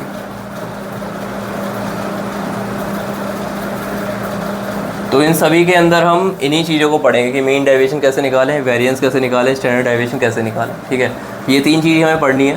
पहले हम मीन डेविएशन पढ़ेंगे इन दोनों चीज़ों के अंदर। ठीक है, अनग्रुप्ड डाटा क्या होता है, कोई भी हमारे पास पॉइंट्स दे रखे हैं x1, x2, x3। ठीक है, अभी इसका मीन डेविएशन क्या है, मीन डेविएशन का मतलब है इन तीनों का एवरेज निकालो, मान लो एवरेज आ गया ये। ठीक है, अब इन सब की वैल्यूज़ को माइनस करो, इसका मोड ले लो, इसे माइनस करो, इसका मोड ले लो, इसे माइनस करो, इसका मोड ले लो। ठीक है, ये हो गया, ये मीन डेविएशन है। अब इन सबको ऐड करो और जितने नंबर है उससे डिवाइड कर दो। ठीक है, तो ये तुम्हें क्या मिल जाएगा, mean deviation along mean, mean deviation along mean, क्योंकि तुमने मीन में से माइनस करा है। ठीक है, तुम्हें बोल दे कि किसी ए पॉइंट के अलोंग निकालो मीन डेविएशन, तो यहाँ पे एक्स बार की जगह ए हो जाता हमारा। ठीक है, किसी भी अलोंग तुम मीन डेविएशन निकाल सकते हो। अगर बोला जाए ए पॉइंट के अलोंग निकालो तो ए में से माइनस कर दो सारे पॉइंट्स को और एवरेज निकाल दो। अगर बोले कि मीडियन के अलोंग निकालो तो यहाँ मीडियन में से माइनस कर दो। ठीक है, अब मीडियन कैसे निकलेगी, ये 3 पॉइंट है हमारे पास, इन्हें तुम्हें असेंडिंग ऑर्डर में अरेंज करना है इस तरह से, ये सबसे छोटा, ये उससे बड़ा, ये उससे बड़ा। ठीक है, तो अब यहाँ पे मीडियन कैसे निकलेगी, मीडियन होती है सेंट्रल वैल्यू। तो 3 है, तो ओड नंबर में तो क्या होता है, अगर ओड नंबर है n तो उसमें +1 करो, डिवाइड बाई 2 कर दो, ये तुम्हें सेंट्रल वैल्यू दे देगा। 3 है, 3 + 1 डिवाइड बाई 2, 4 डिवाइड बाई 2, तो 2 आ जाएगा, तो 1 और 2, तो x2 क्या है हमारा, मीडियन है, तो मीडियन यहाँ पे x2 जो भी होगा यहाँ पे आ जाएगा। ठीक है, इस तरह से निकाल सकते हो। अगर यहाँ पे खाली एक और होती है हमारी वैल्यू x4, तो अब मीडियन कैसे निकलता, अब 4 है तो 4 इवन नंबर है, तो n/2 और n/2 + 1 ये दोनों ही बीच की वैल्यू है, तो ये क्या है 4/2 2 और 2 + 1 3, तो ये दोनों ही हमारी बीच की हैं, तो x2 + x3 डिवाइड बाई 2, तो मीडियन क्या होता x2 + x3 डिवाइड बाई 2, इनका एवरेज लेते तो वो हमारा मीडियन होता। तो तुम यहाँ पे मीडियन निकाल सकते हो बड़े आराम से, ठीक है। तो अनग्रुप डाटा के अंदर हमने देख लिया कि किस तरह से हम मीडियन निकालते हैं, किस तरह से हम मीन डेविएशन निकालते हैं, ठीक है। मीन डेविएशन अलॉन्ग मीन भी निकाल सकते हैं, किसी ए नंबर के अलॉन्ग भी निकाल सकते हैं, मीडियन के अलॉन्ग भी निकाल सकते हैं। सिंपल हमें मॉड करना होता है डिफरेंस का और सम लेके डिवाइड बाई 3, ये जितने भी हमारे नंबर हैं उसका एवरेज लेना होता है। अभी हम बात करते हैं ग्रुप डाटा की। तो ग्रुप डाटा के अंदर दो चीज़ें हैं हमारी, डिस्क्रीट फ्रीक्वेंसी और कंटिन्यूस फ्रीक्वेंसी। तो बड़े ध्यान से समझना, जो यहाँ पे लगेगा वो सब जगह सेम ही है। तो डिस्क्रीट फ्रीक्वेंसी में क्या है कि x1 है वो f1 टाइम है, x2 है वो f2 टाइम है, x3 जो है f3 टाइम है, ठीक है। ये हमें गिवन है, यहाँ पे xi लिख देते हैं, यहाँ पे fi लिख देते हैं, ठीक है। अभी यहाँ पे हम कैसे निकालेंगे मीन डेविएशन? सबसे पहले तो हमें मीन निकालना पड़ेगा। तो मीन के अलॉन्ग अगर हमें मीन डेविएशन निकालना, मीन कैसे निकालोगे? इसका मतलब क्या होता है, अगर x1 की फ्रीक्वेंसी 3 है, मीन्स x1 3 बार आया है, x2 अगर यहाँ पे 4 है तो 4 बार आया है, x3 अगर यहाँ पे 5 है तो 5 बार आया है। फ्रीक्वेंसी का मतलब होता है कितनी बार आया है। तो मतलब हमें 3 बार x1 ऐड करना है, 4 बार हमें x2 ऐड करना है, और इस तरह से ही x3 हमें 5 बार ऐड करना है। तो इस तरह से हम करेंगे तो बहुत लॉन्ग हो जाएगा। तो हमें सिंपली क्या करना है, 3x1 इसे हम लिख सकते हैं, और इसे हम लिख सकते हैं 4x2, और इसे हम लिख सकते हैं 5x3, ठीक है। तो यहाँ पे भी तुम देखोगे तो क्या होगा यहाँ पे निकाल दो xi fi, ठीक है। तो x1 f1, x2 f2, x3 f3, ठीक है।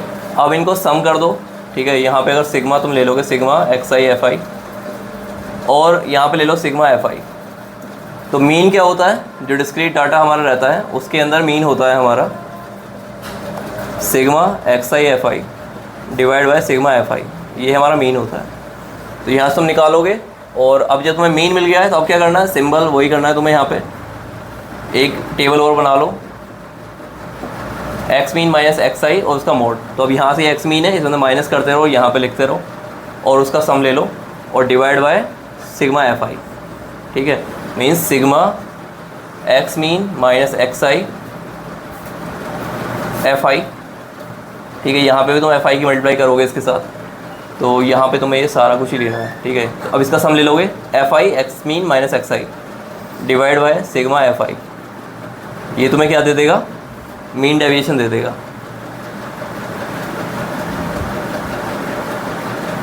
तो मीन डेविएशन का फॉर्मूला हो गया ये, अलोंग द मीन, ठीक है। मीन के अलोंग निकाला है हमने। अब अगर हमसे पूछ लेता कि मीन डेविएशन निकालो अलोंग द मीडियन, ठीक है, तो मीडियन कैसे निकलेगी, उसके लिए हमें क्यूमुलेटिव फ्रीक्वेंसी लिखनी होती है, एक कंटिन्यूस फ्रीक्वेंसी भी बोल देते हैं हम उसे। तो वो कैसे डिफरेंट है, देखो तुम्हें बस इतना गिवन होगा। अब अगर तुम्हें मीडियन निकालनी है तो मीडियन कैसे निकालोगे, जैसे मैं यहाँ पे बोल देता हूँ, अगर इसे कोई नंबर दे देते हैं 2 3 4, ठीक है। तो एक CF बनानी होती है, उसमें करोगे 2 2 और 3 5 5 और 9, ठीक है। तो इस तरह से हम एक CF निकालेंगे। अब ये 9 जो है हमारा वो n है, ठीक है। अब तुम्हें क्या देखना है, तुम्हें n/2 देखना है। अब ये ओड है तो इसके सेंटर में बस एक ही वैल्यू होगी, ठीक है। तो हमारा क्या हो जाएगा, n/2 ये आ जाएगा 4.5 आ जाएगा। तो 4.5 तुम्हें देखो कहाँ पे आ रहा है, 2 और 5 के बीच में आ रहा है। तो 2 और 5 के बीच से जो नेक्स्ट है हमारी हायर वैल्यू, वो तुम्हें देखनी है उसके साइड में जो है, तो ये हमारा मीडियन हो जाएगा, ठीक है। 4.5 इनके बीच में आ रहा है, तो इससे जो नेक्स्ट वाली वैल्यू है वो तुम्हें देखनी है, उसके अलॉन्ग जो x की वैल्यू है वो मीडियन होगी। तो यहाँ पे मीडियन क्या है, x2। अगर यहाँ पे 4 वैल्यू होती, ठीक है, और यहाँ पे इसे 2 कर लेते हैं, तो ये क्या हो जाता, 9 10 11 हो जाता, ठीक है। अब यहाँ पे हमारे पास 4 वैल्यू हैं। अब इसमें हम मीडियन कैसे निकालेंगे, तो 11/2 करोगे, n/2 ये हो जाएगा 5.5। अब 5.5 का हमारा यहाँ पे आ रहा है कहीं पे, ठीक है। तो 5.5 से जो नेक्स्ट वैल्यू है हमारी वो 9 है, ठीक है। तो अब यहाँ पे n/2 + 1 भी करना है तुम्हें, 5.5 और दूसरी वैल्यू तुम्हें क्या मिलेगी, 6.5, ठीक है। तो 5.5 और 6.5 दोनों इसके बीच में ही आ रहा है। तो तुम्हें क्या है, x3 ही मीडियन लेनी पड़ेगी, क्योंकि तुम्हें दोनों वैल्यूज़ पे ही हमें 9 ही मिल रहा है। तो जब ये इवन हो जाते हैं तो तुम्हें 2 वैल्यूज़ लेनी होती हैं, तो दोनों ही तुम्हारी इसके बीच में लाई कर रही है, तो x3 क्या है, मीडियन हो जाएगा, ठीक है। तो ये जब केस है जब ये इवन है, और जब ओड है तो सिंपल एक ही वैल्यू, तुम्हें नेक्स्ट वाली जो है हाफ करना है और देखना है कहाँ पे लाई कर रही है, ठीक है। तो इस तरह से क्यूमुलेटिव फ्रीक्वेंसी निकालते हैं, उसके अंदर हम मीडियन निकालते हैं। अब तुमने मीडियन निकाल दी तो पहले ही मैंने बता चुका हूँ मीन कैसे निकालना है, एक्स आई एफ आई करना है तुम्हें, ठीक है, और sigma x I F I divide by sigma F I तुम्हें मीन दे देगा, मीन में से फिर माइनस करना है, तो एक्स मीन माइनस एक्स आई और एफ आई निकालोगे, ठीक है, और इसका सम करोगे सिग्मा एफ आई। अब यहाँ पे मीडियन है, ठीक है, इस बार तुम्हें मीडियन में से माइनस करना है, तो यहाँ पे हो जाएगा median minus x I divide by sigma F I, ठीक है। तो ये तुम्हें दे देगा mean deviation along the median. तो आई होप तुम्हें मीडियन निकालना आ गया होगा। उसके बाद तो सेम ही प्रोसीजर है किस तरह से मीन डेविएशन निकालते हैं। बाकी नेक्स्ट है हमारा कंटिन्यूस फ्रीक्वेंसी। तो इसके अंदर देखो क्या डिफरेंट हो जाएगा। अभी थी हमारी ये डिस्क्रीट फ्रीक्वेंसी, अब हमारे पास है कंटिन्यूस फ्रीक्वेंसी। तो देखो ये इस तरह से है 0 to 10, 10 to 20, 20 to 30, इस तरह से दे रखी है हमें, ठीक है। तो इसमें एक्स आई तुम्हें निकालना होता है, वो सेंटर वाला होगा, 0 से 10 के बीच में 5 होता है, इसमें 15 हो जाएगा, इसमें 25 हो जाएगा। अब तुम्हें एक्स आई मिल गया, फ्रीक्वेंसी तुम्हें गिवन होगी, ठीक है, मान लो 2 है, 4 है, 2 है, ठीक है, ये तुम्हें गिवन है। तो अब तुम्हारे पास अगेन एक्स आई है, एफ आई है, तुम मीन निकाल सकते हो और मीन डेविएशन निकाल सकते हो अलॉन्ग द मीन। लेकिन मीन, अब तुम्हें मीडियन निकालना हो तो इस केस के अंदर मीडियन कैसे निकालते हैं, तो वो फॉर्मूला तुम्हें पता होना चाहिए। तो मीडियन के लिए अगेन तुम कंटिन्यूस फ्रीक्वेंसी बनाओगे 2, 6 और 8, ठीक है। अब n/2, ये n है हमारा 8, तो n/2 क्या हो जाएगा, 4 हो जाएगा। 4 देखो कहाँ लाई कर रहा है, 4 इसके बीच में लाई कर रहा है, तो ये वाली जो वैल्यू होगी ये l होगी तुम्हारी, ये जो है ये f होगा, ये जो है ये c होगा, ठीक है, और ये n है ही। तो फॉर्मूला होता है मीडियन का l plus n/2 minus c divide by f multiply h. H क्या होता है इनके बीच के डिफरेंस, 10-10 का डिफरेंस बन रहा है, तो एच क्या है हमारा 10 है, तो l क्या है 10, n/2 है 4 माइनस सी क्या है हमारा 2 डिवाइड बाई एफ है 4 मल्टीप्लाई 10, तो ये हो जाएगा 1/2 5 15। तो 15 तुम्हारा क्या आ गया, मीडियन आ गया। तो ये फॉर्मूला तुम्हें याद रखना है, जब हमारा कंटिन्यूस फ्रीक्वेंसी होगा तो इस तरह से तुम्हें निकालना है मीडियन, ठीक है। तुमसे पूछ सकता है mean deviation along the median निकालो, तो अब तुम्हें मीडियन मिल गई है, तो अब तुम्हें क्या करना है, m minus x I sigma F I m minus x I divide by sigma F I, ये क्या दे देगा तुम्हें, mean deviation along the median, ठीक है। फॉर्मूला सब जगह सेम ही लगना है, लेकिन अब बस तुम्हें ये याद रखना है किस तरह से हम मीडियन निकालते हैं कंटिन्यूस डाटा के अंदर, किस तरह से हम मीडियन निकालते हैं डिस्क्रीट फ्रीक्वेंसी, ठीक है, डिस्क्रीट फ्रीक्वेंसी के अंदर कैसे निकालते हैं। तो मैंने दोनों चीज़ तुम्हें बता दी है, आई होप तुम्हें समझ में आ गई होंगी। तो हमने देख लिया मीन डेविएशन। अब नेक्स्ट देखते हैं हम स्टैंडर्ड डेविएशन और वेरिएंस। तो देखो सेम ही है, बस अंतर क्या करना है, अंतर इतना सा है, यहाँ पे हम सिंगल ले रहे थे कि एक्स मीन माइनस एक्स आई और इसका हम सम कर दे रहे थे। जब हमारा डिस्क्रीट है, मतलब अनग्रुप्ड डाटा है, 3 वैल्यू दे रखी है बस, x1 x2 x3, तो इसका हमने मीन लिया, सबकी वैल्यू ली, उनका सम लिया मोड का, डिवाइड बाय 3 कर दिया जितनी वैल्यू है, तो ये हमें क्या मिल गया, x mean sorry mean deviation मिल गया, ठीक है। अब हमें निकालना है वेरिएंस। तो वेरिएंस के लिए हम क्या करेंगे, वेरिएंस के लिए हम इनका स्क्वायर का सम लेंगे, ठीक है, सब के सब हमें स्क्वायर करके ऐड कर देने हैं और डिवाइड बाय जितने भी नंबर हैं, तो हमें क्या मिल जाएगा, मीन डेविएशन मिल जाएगा, सॉरी वेरिएंस मिल जाएगा, ठीक है। ये वेरिएंस का फॉर्मूला होता है। यहीं से स्टैंडर्ड डेविएशन अगर तुम्हें निकालना है तो इसका अंडर रूट कर दो।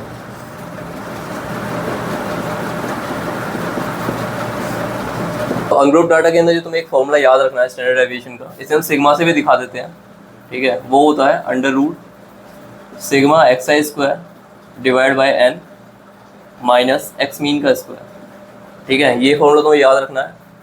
यहाँ पे क्या है कि n जो है टोटल नंबर ऑफ जितने भी हमारे हैं, यहाँ पे इसे भी तुम डायरेक्ट n से दिखा सकते हो, ये हमारा वेरिएंस होता है, ये स्टैंडर्ड डेविएशन होता है। और ये फॉर्मूला कई बार डायरेक्ट यूज़ आ जाता है, तुम्हें मीन दे देते हैं और एक्स आई स्क्वायर का सम दे देते हैं और तुम्हें निकालना होता है। ये क्वेश्चन प्रीवियस ईयर में आया हुआ भी है, ठीक है। ये तो था हमारा कि जब डाटा अनग्रुप्ड होगा। अब डाटा हमारा ग्रुप्ड है और डिस्क्रीट फ्रीक्वेंसी है, ठीक है। डिस्क्रीट फ्रीक्वेंसी और जो हमारी कंटिन्यूस फ्रीक्वेंसी है, दोनों का डिफरेंस मैं तुम्हें बता चुका हूँ। अंतर क्या रहेगा कि इसके अंदर फ्रीक्वेंसी इंक्लूड हो जाएगी।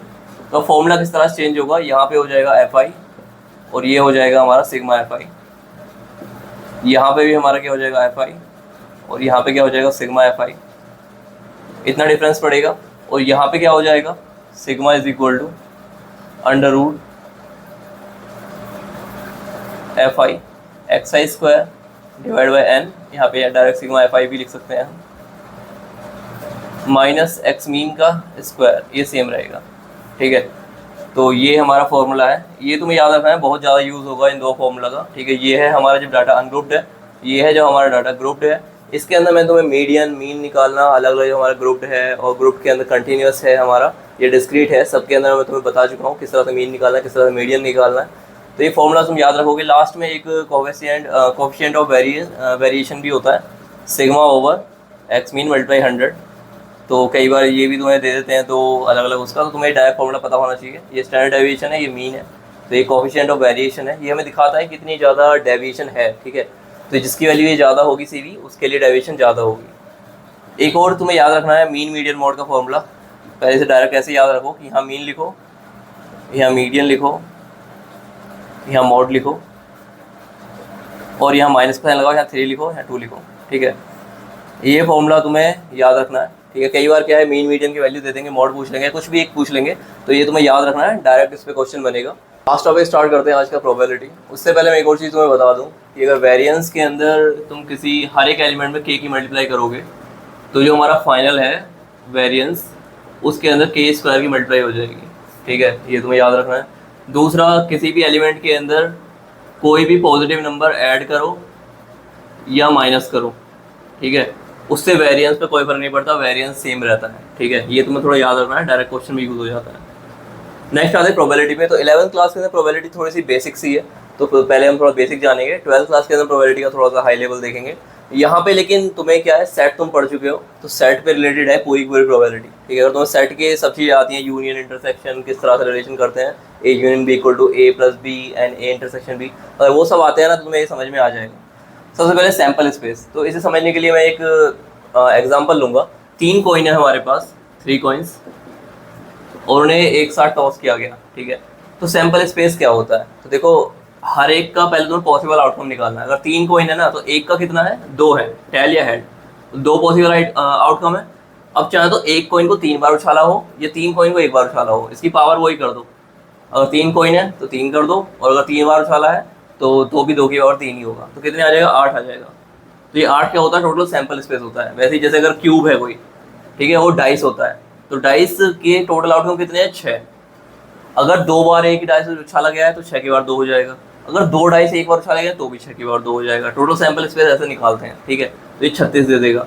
तो ये जितने पॉसिबल, मतलब जितनी वैल्यूज आ सकती हैं, जैसे ये 8 के अंदर क्या आया है यहाँ पे, ये 8 जो आई है हमारी, head head head head tail head. तो यहाँ पे अगर हम 3 कॉइन्स को जो हमने टॉस किया था एक बार, तो उसके आउटकम्स कितने थे, 8 थे, तो ये 8 पॉसिबल आउटकम्स ये हैं। ठीक है, तो इसे ही हम बोलते हैं सैम्पल स्पेस। ठीक है, अगर इस तरह से हमारा डाइस होता तो 6 की बार 2 हो जाता हमारा। अगर 2 बार उछाला गया है एक ही डाइस को, तो 36 जो भी हमारे आउटकम्स बनते, ठीक है, 1 2 1 3 जो भी कॉम्बिनेशन बनते, वो सब सैम्पल स्पेस के अंदर ही आते हैं, उसे बोलते हैं सैम्पल स्पेस। अब इसके अंदर हर एक जो हमारा ये है आउटकम, इसे बोलते हैं हम सैम्पल पॉइंट्स। ठीक है, हर एक जो इसके अंदर ये डाटा है सैम्पल पॉइंट है। अब इवेंट क्या होता है, तो देखो इसके अंदर जितने भी इसके सबसेट बन सकते हैं, अगर तुम्हें सेट पता है ना, तो तुम्हें ये सब समझ में आ जाएगा। जितने भी इसके सबसेट बन सकते हैं वो सब इवेंट है। जैसे मान लो मैं बोलूँ कि खाली हेड आना चाहिए, ठीक है, तो तीनों में हेड आएगा, तो ये खाली एक जो बना, ये क्या है, ये इवेंट है। ठीक है, जिसमें मैंने बोला कि हेड ही आना चाहिए तीनों में, तो ये क्या है, ये इसका सबसेट ही तो है। अगर मैं बोलता कि एटलीस्ट 1 हेड तो आना ही आना चाहिए, ठीक है, तो 1 हेड या तीनों हेड, ठीक है, तो इसमें से ये माइनस हो जाता, तो बाकी जितने बचते वो इस इवेंट में आ जाते, तो वो भी क्या है, सबसेट है। तो इसके अंदर कितने सबसेट बन सकते हैं, 2 की पावर n, ये तुम्हें याद रखना है। n क्या है, जितने नंबर ऑफ पॉइंट्स हैं हमारे, 3 4 5 6 7 8, 2 की पावर 8, इतने सबसेट बन सकते हैं, तो इतने इवेंट बन सकते हैं इसके अंदर। ठीक है, अब इवेंट क्या है, इवेंट भी 2 तरह के हैं। एक है जिस सबसेट है हमारा, एक ये भी होता है जिसके अंदर कोई एलिमेंट नहीं आता, ठीक है, तो उसे हम बोलते हैं इम्पॉसिबल इवेंट। ठीक है, कि ये कभी होगा ही नहीं।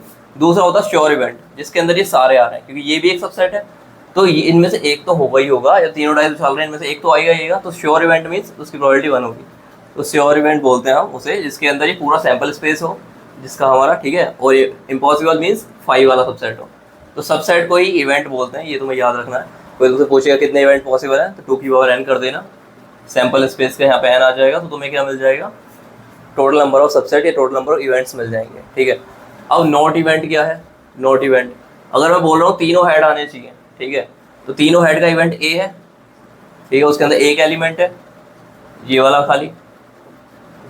अब नोट इवेंट क्या है कि ये ए नहीं होना चाहिए बस, इसे ए कॉम्प्लीमेंट, जैसे हमने कॉम्प्लीमेंट पढ़ा था यूनिवर्सल सेट में से ए माइनस कर देते हैं, तो नोट ए का मीनिंग है ये नहीं होना चाहिए बस। तो इस सैंपल स्पेस यूनिवर्सल सेट की तरह काम कर रहा है, इसमें से इसे माइनस कर देंगे तो बाकी जितने भी बचे 7 एलिमेंट्स वो सब इसके अंदर आ जाएंगे, ठीक है। तो ये नोट ए है, ए डैश से दिखा दो या नोट ए लिख दो, ठीक है, ये तुम्हें पता होना चाहिए नोट ए का मीनिंग क्या होता है। तो ए प्लस नोट ए तुम्हें पूरा पूरा सैंपल स्पेस दे देगा, तो ये नोट इवेंट होता है। अब ए यूनियन बी, या तो ए होगा या बी होगा, तो इसके अंदर क्या है सिंपल, तुम वैसे निकाल, अगर तुम्हें पूछा जाए ना ए यूनियन बी के अंदर कितने हमारे इवेंट हो सकते हैं, तो वही करोगे तुम, n a plus n b plus n a intersection b, ठीक है। कोई अलग अलग इवेंट बोल देगा तुम्हें कि तीनों हेड आने चाहिए या तीनों टेल आने चाहिए या एक हेड आना चाहिए, 2 टेल आने चाहिए, तो उसके अलग अलग इवेंट बन जाएंगे दो। उसके अंदर से तुम्हें क्या देखना है, पहले के अंदर कितने हैं, दूसरे के अंदर कितने हैं, और दोनों में कॉमन कितने हैं वो यहाँ रख दोगे, तो ए या बी या बोथ, तो इसके अंदर तुम ए यूनियन बी निकालोगे और तुम डायरेक्ट सेट की इक्वेशन यूज करनी है तुम्हें इसके अंदर, ठीक है। तो इवेंट ए यूनियन बी निकल जाएगा ए और बी में, ए एंड बी के अंदर इनके पास इंटरसेक्शन तुम्हें देखने हैं, उससे तुम्हें मिल जाएंगे एन ए इंटरसेक्शन बी। अब ये सब हम निकाल क्यों रहे हैं, क्योंकि हमें प्रोबेबिलिटी का फॉर्मूला पता है सिंपल सा क्या होता है कि जितने भी पॉसिबल आउटकम है वो ऊपर आएंगे और टोटल आउटकम है वो नीचे आएंगे, ठीक है। टोटल आउटकम तो यहाँ पे सैंपल स्पेस से आ जाएंगे, ऊपर के यहाँ से आएंगे, यहाँ से आएंगे कि ए इंटरसेक्शन बी निकालना है तो यहाँ से दिखा लो कितने आ रहे हैं श्योर इवेंट के अंदर कि पूरा पूरा आ रहा है। तो इस तरह से तुम ये ऊपर वाले निकाल लोगे और नीचे टोटल आउटकम से डिवाइड कर दोगे, इससे तुम्हें प्रोबेबिलिटी मिल जाती है। तो प्रोबेबिलिटी का फॉर्मूला सिंपल सा होता है, तुम्हें पता ही है। अगर ए एंड नोट बी लिखा हुआ है तो ए माइनस बी निकालना है तुम्हें, तो ए माइनस बी मैंने सेट में तुम्हें बताया था कैसे निकालते हैं, ए इंटरसेक्शन बी कॉम्प्लीमेंट होता है ये, ठीक है। अगर 2 है इस तरह से तो ए बी, तो ये वाला पार्ट होता है ए माइनस बी, ठीक है। म्यूचुअली एक्सक्लूसिव और एग्जॉस्टिव इवेंट क्या होते हैं, मतलब हम एक्सक्लूसिव का मतलब तो ये है अगर 2 इवेंट है ए और बी तो उनका इंटरसेक्शन जो है फाई आना चाहिए, मतलब ये 2 इवेंट है इनमें कोई भी कॉमन एलिमेंट नहीं है, तो हम इसे क्या बोलेंगे म्यूचुअली एक्सक्लूसिव इवेंट है ए एंड बी, ठीक है। वहीं एग्जॉस्टिव जब है तो सारे इवेंट मिलके पूरा पूरा सैंपल स्पेस बना देगा, ठीक है। तो मीन्स इवेंट 1 2 3 4 जितने भी इवेंट हैं हमारे सब यूनियन लेके उसका सैंपल स्पेस बन जा रहा है, तो उसे क्या बोलेंगे हम एग्जॉस्टिव इवेंट। और साथ में E1 इंटरसेक्शन E2 फाई है, E2 इंटरसेक्शन E3 भी फाई है, मतलब आपस में इनमें कुछ कॉमन भी नहीं है ना, अगर मतलब E1 intersection E2 intersection E3 अगर आपस में कुछ कॉमन भी नहीं है तो उसे बोलेंगे म्यूचुअली एक्सक्लूसिव भी है और एग्जॉस्टिव भी है, ठीक है। तो ये तुम्हें याद रखना है डेफिनेशन, कई बार डेफिनेशन के ऊपर क्वेश्चन पूछ लेते हैं, तो एक्सक्लूसिव का पता होना चाहिए, एग्जॉस्टिव का मीनिंग तुम्हें पता होना चाहिए। लास्ट में मैंने तुम्हें बता ही दिया प्रोबेबिलिटी निकालनी है, तो तुम्हें ये सीधा याद रखना है पी ए यूनियन बी, जो तुम वैसे लगाते हो सेट में वो तुम यहाँ पे भी लगा सकते हो, p a plus p b minus p a intersection b. तो बस यहाँ पे तुम्हें नंबर ऑफ एलिमेंट्स लिखने हैं, ठीक है, बेसिक से, और इसी तरह से तुम इन्हें सॉल्व कर सकते हो। कोई भी चीज़ होगा, दोनों के दोनों हमारे ए और बी एक्सक्लूसिव है तो ए इंटरसेक्शन बी क्या हो जाएगा, फाई कोई एलिमेंट नहीं है तो यहाँ 0 हो जाएगा ये वाला, और p a plus p b add कर दो। पी ए की प्रोबेबिलिटी क्या है, मान लो इवेंट जो है हमारा वो ये है कि सारे हेड होने चाहिए, तो 1 डिवाइड बाई टोटल हमारे सैंपल स्पेस के अंदर कितने 8, तो 1/8 हो गई पी ए की। और अगर हमसे पूछा जाए कि 2 हेड आने चाहिए तो 2 हेड का क्या है, एक तो ये रहा, एक ये रहा, और 2 हेड किसके अंदर, एक ये रहा, तो 3 आ गए, तो 3/8 हो गई, ठीक है, 2 हेड की। अब इसके अंदर हमारे ये पूछा जाए ए यूनियन बी कितनी है, तो पी ए कितनी है हमारी 1/8, पी बी कितनी है हमारी 3/8। अब इन दोनों के अंदर कॉमन भी है क्या, क्योंकि 2 हेड तो इसके अंदर भी है, तो एक हमारा कॉमन है, ठीक है। तो यहाँ पे अगर इसे काउंट करें तो ये हमारा ये भी हो जाएगा, तो यहाँ 4/8 होगा, क्योंकि 2 हेड तो ये भी है ना हमारे यहाँ पे भी, 3 हेड है बेसिक लेकिन 2 हेड भी है, ठीक है। तो मतलब एट लीस्ट 2 हेड लिखा हुआ है यहाँ पे, जो सेकंड इवेंट है वो है एट लीस्ट 2 हेड, तो मतलब 2 हेड और 3 हेड दोनों काउंट होंगे इसके अंदर, तो इसके अंदर हमारे हो गए 4, तो ये वाली हो गई, और खाली तीनों में हेड आने चाहिए वो इवेंट ए है तो वो 1 है, ठीक है। तो दोनों में कॉमन कितना है 1 है, तो ए इंटरसेक्शन बी में कितना है हमारा, प्रोबेबिलिटी जो है इंटरसेक्शन बी की वो 1/8 है, पी बी है हमारी 4/8 और पी ए है हमारी ये। तो अब इनमें से एक इवेंट होगा ही होगा, ए यूनियन बी कितना हो जाएगा 1/8 प्लस 4/8 माइनस 1/8, तो ये 1/2 हो जाएगी प्रोबेबिलिटी। मतलब सीधी सीधी तुम्हें सेट की इक्वेशन लगानी है और तुम सॉल्व कर सकते हो। और ये बिल्कुल तुमसे बेसिक से क्वेश्चन पूछेगा यहाँ पे कि इतने हमारे सैम्पल स्पेस है, इसके अंदर इतने कलर आ रहे हैं, इतने आ रहे हैं। जैसे अगर तुमसे कार्ड्स का पूछने लगे कि 52 कार्ड होते हैं तो डायमंड का होना चाहिए, तो डायमंड के लिए कितने होते हैं, 13 होते हैं, तो 13/52। ठीक है, अगर तुम्हें कॉमन कुछ पूछने लगे तो बस तुम्हें ये याद रखनी है सारी चीज़, ठीक है, सेट की, और तुम डायरेक्ट फॉर्मूला लगाना। जो थोड़ी सी कॉम्प्लेक्स है ना प्रोबेबिलिटी, वो 12th की है। तो जो 12th की हम करेंगे सॉल्व, तो उसके अंदर हम थोड़े से क्वेश्चन भी सॉल्व करेंगे, क्योंकि यहाँ तो बेसिक प्रोबेबिलिटी का फॉर्मूला है possible outcome divide by total outcome, और सारी सारी सेट की इक्वेशन हमने यहाँ पे लगाई है। ठीक है, तो यहीं पे हमारा यही है 11th की क्लास में जो प्रोबेबिलिटी है, और टोटल अब हम कंप्लीट कर चुके हैं 11th की मैथ्स को। ठीक है, तो अगर तुम्हें थोड़ा समझ में आया हो तो अपना फीडबैक देना, बाकी आज के लिए इतना ही रखते हैं। Thank you.